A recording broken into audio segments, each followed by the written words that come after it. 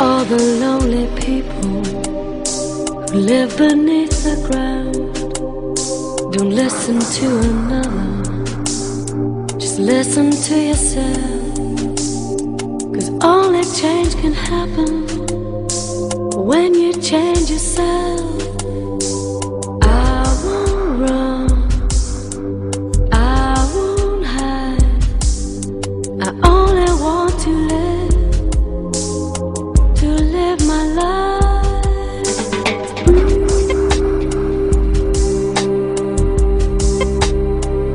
Oh, babe, I'm the ruler of the world. You,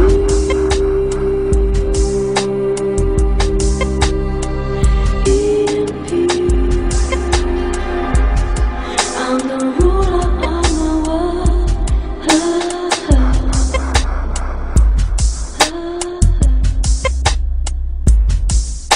Have courage of conviction in everything you do, 'cause every little action only falls onto you. And I don't want excuses to hear your bitterness. There's far too many people who want to give their best.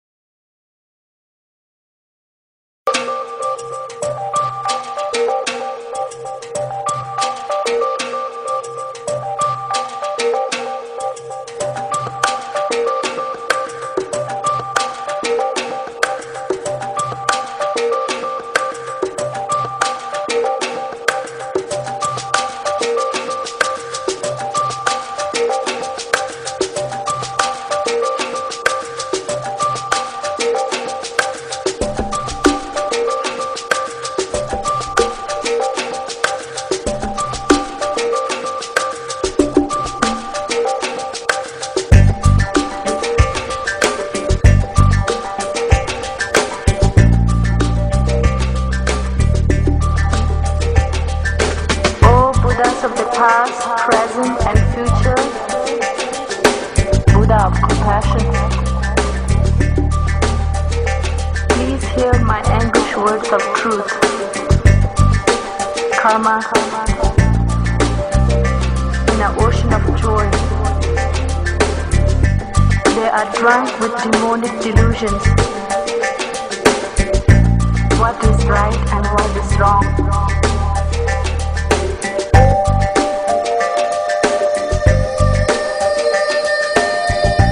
What is right and what is wrong?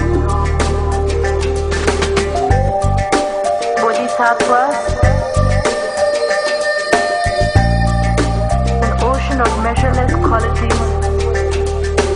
Let the might of your compassion arise to bring a quick end to the flowing stream of the blood and tears. Buddha of compassion.